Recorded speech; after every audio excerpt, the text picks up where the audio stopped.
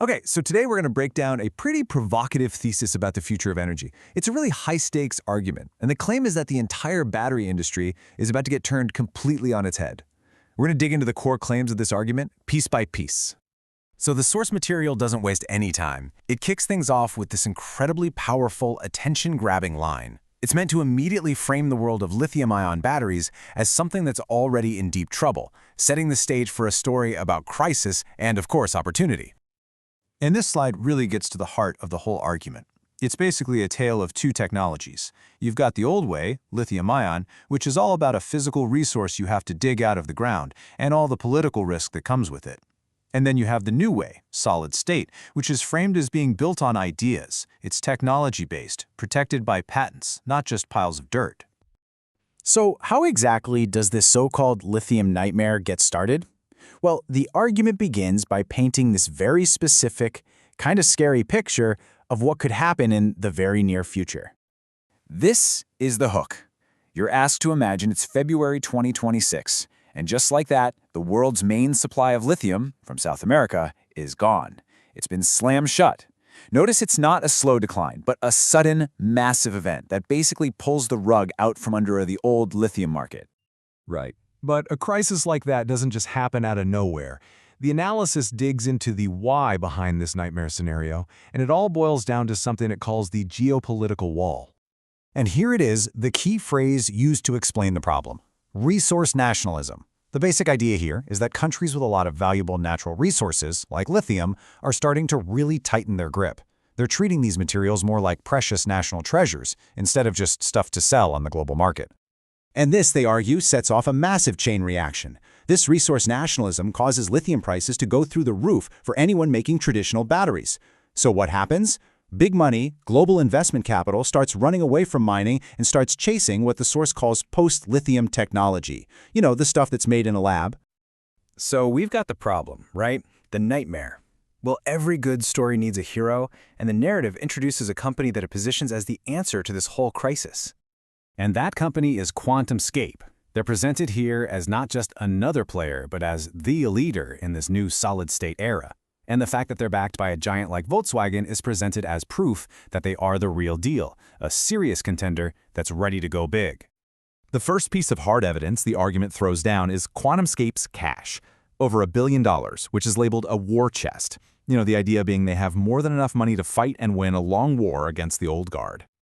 And the next thing they point to is this, a 40% jump in capital expenditure, or CapEx, in just 1 year. Now, CapEx is basically the money you spend on physical stuff, machinery, equipment, factories. It's the money for building things. Now, you might look at that and think, wow, they're just burning through cash. But the argument here is that's the wrong way to look at it. The analysis says this isn't about losing money. It's about making a strategic investment. They're building the machines that will build the product, which signals they're shifting from just research and development to actual mass production. All right, so we've touched on the geopolitics and the money. Now let's get into the really cool part, the technology itself. This is what the source calls QuantumScape's ceramic moat. So, to really understand the supposed technical advantage, the analysis first asks a simple question. What are dendrites? Because, as it turns out, these little things are the fundamental problem that's been holding back battery tech for a long, long time. So dendrites are these tiny, super sharp little crystal spikes that can literally grow inside a battery, and they are bad news. I mean really bad. They can poke holes through the internal parts of the battery, cause it to short circuit, fail, and sometimes even catch fire. They're basically the villain of our battery story. So how do you beat the villain? Well, here's the solution the argument lays out. The claim is that QuantumScape created a special ceramic separator that's like a solid wall. It physically stops those dendrites from ever growing.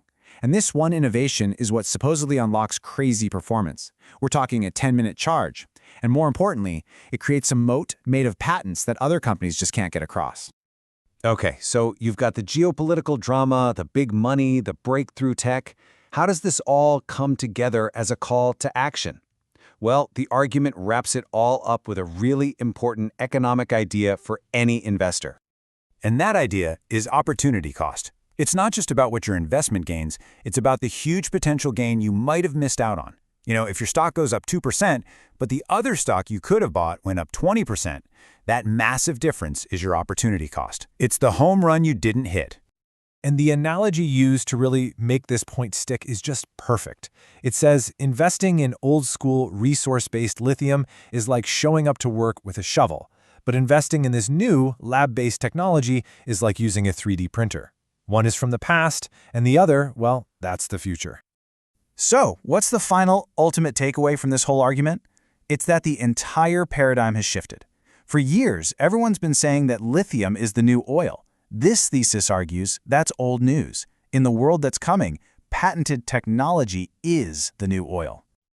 And that leaves us with the final big question that this whole thesis poses. It really challenges everything we think we know about the energy transition. It suggests that the real power, the next great empire, won't be built on what we can dig out of the ground, but on what we can invent in a lab. A pretty wild thought to end on.